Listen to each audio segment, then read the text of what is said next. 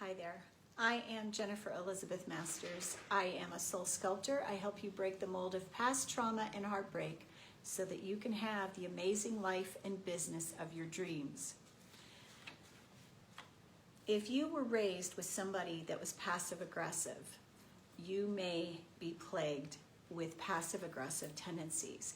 You may also have had multiple relationships where passive aggressive communication style was in play. A passive-aggressive communication style is hostility that is veiled.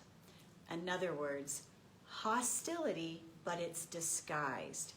And now there's really two kinds of people that use passive-aggressive behavior.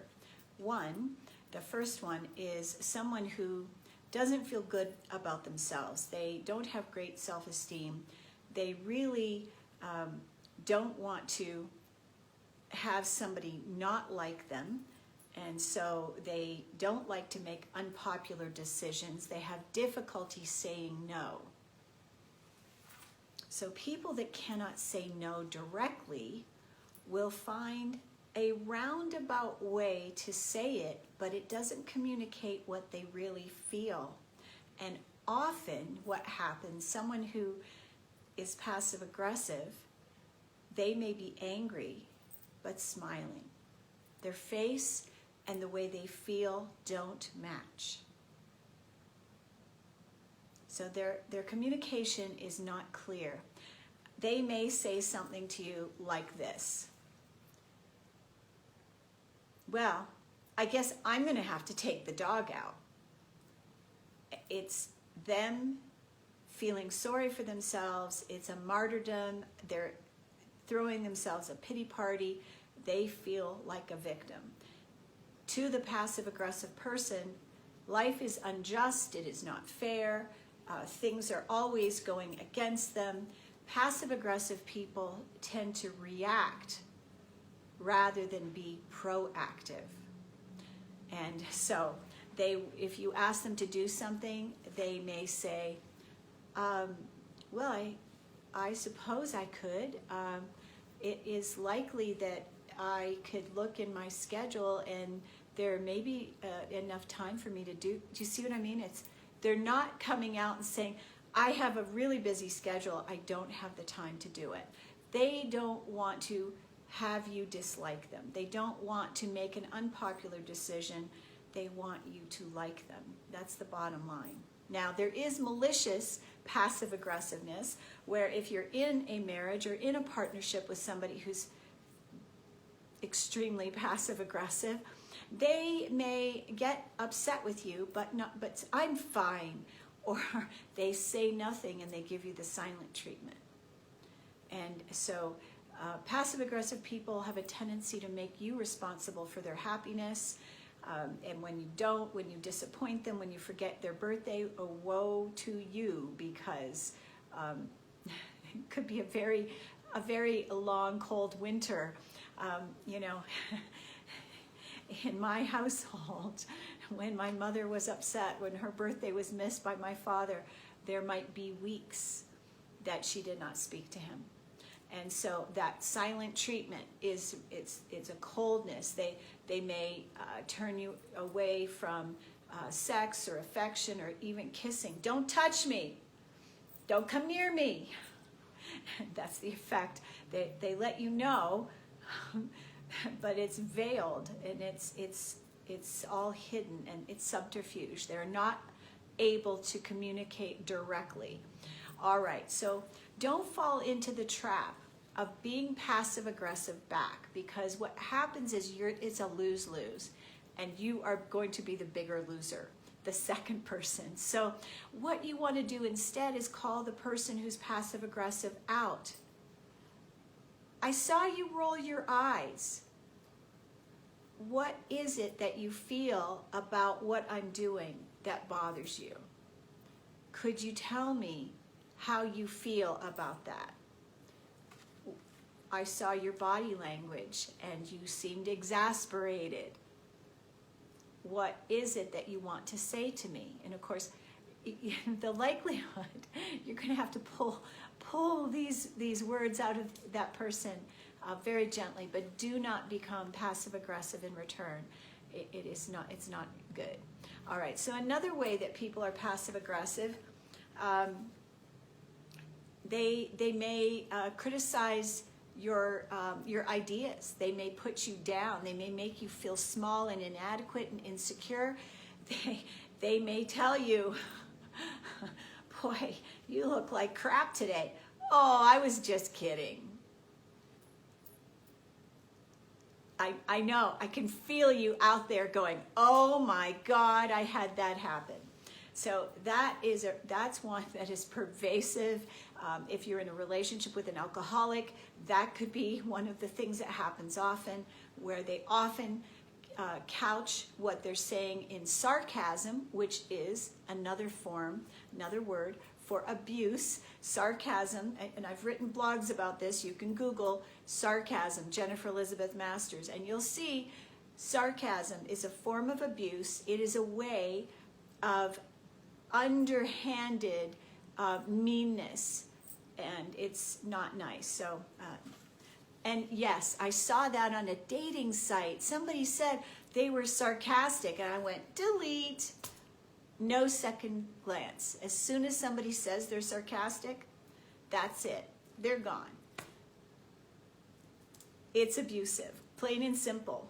Okay, so passive-aggressive people are deceitful, unreasonable.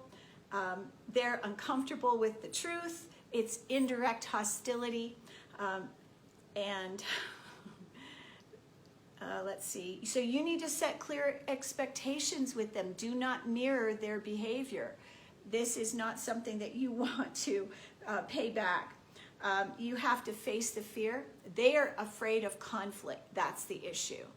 And we're going to be talking a lot about conflict over the next week, because if you cannot handle conflict in a romantic relationship, in a business relationship, you're going to be up, creek without a paddle, because conflict arises. It arises all the time. Now, we can be good-humored about it. We can be as positive, loving, and compassionate, but facing it head on is the way to deal with conflict, because if you try to avoid it, it won't go well for you.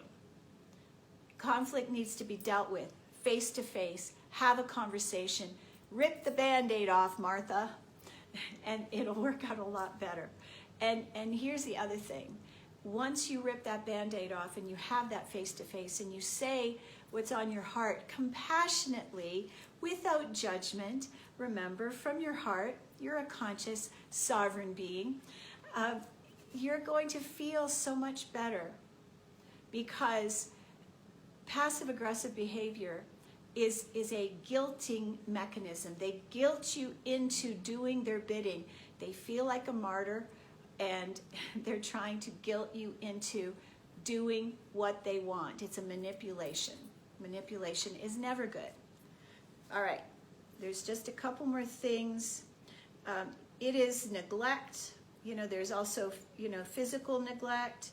And often, it's keeping you feeling off balance. And that feeling of being off balance can happen when you're dealing with a narcissist as well. So yes, passive-aggressive people can also be narcissists. Yes, that can happen together.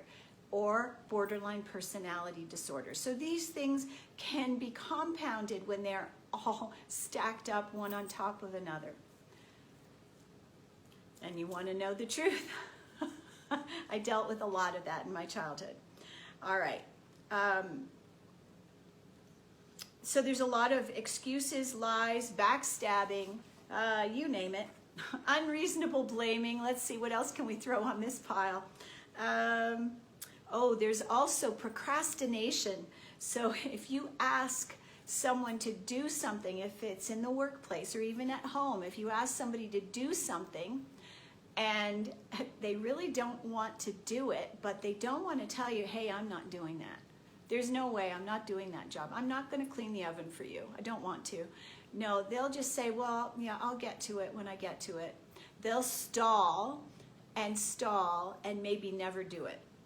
But they won't outright say, no, I'm not doing that. That would be honest communication, authentic communication. And people who practice passive-aggressive communication are not honest. They are lying, they're manipulating, they're using guilt. It is not a healthy form of communication.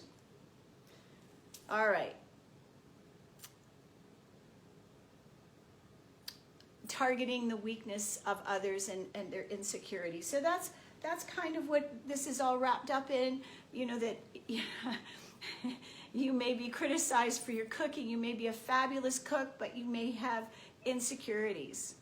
And you may be married to someone or in partnership with someone that criticizes either the way you look, the way you smell, the way you cook. All of these types of criticisms are a way to put you down, to beat you down, to browbeat you, to play on your insecurities so you feel off balance. Amen. Okay. And so how do we deal with passive-aggressive behavior? You want to stay calm, take a nice deep breath, stay grounded, and don't get reactive. Instead, you don't want to meet fire with fire. It's like throwing gasoline on that fire. Poof! Big flames. Don't want that. So when somebody says something that's indirect, you might want to ask them questions. If they act angry or pissed off, you know, you could ask, what are you upset about? And if they respond, I'm fine, then you say, well, it doesn't sound like you're fine. The noises that you're making, your body language, speak volumes of you not being fine. So call the behavior what it is, speak it, state what it is, and address it, but do it calmly. And good luck with that, because I have to say my daughter is a master at handling passive-aggressive behavior. She worked in a kitchen where her boss came into the kitchen and didn't know what she was doing, but she kind of muscled in on her shift, and she was very busy. And what the manager did was mess up the way she had things going, and then when my daughter caught the brunt of the blame from the chef, the manager just stood there and looked at her like, well, you should be doing a better job. So she never owned up. They will not take responsibility for their actions. Okay. So passive-aggressive behavior, not good. Taking responsibility for your actions, very good. I'm Jennifer Elizabeth Masters. I hope you will check out my Infinite Everything package that will help you overcome past trauma and heartbreak in a variety of different ways. 51 red flags in there. There's 19 energy clearings. It's a fabulous package. It is on my Facebook page, on my business page, on my wall. It's called Infinite Everything. I invite you to check it out. Thank you so much for being here. Mwah! I love you. Have a great rest of your night.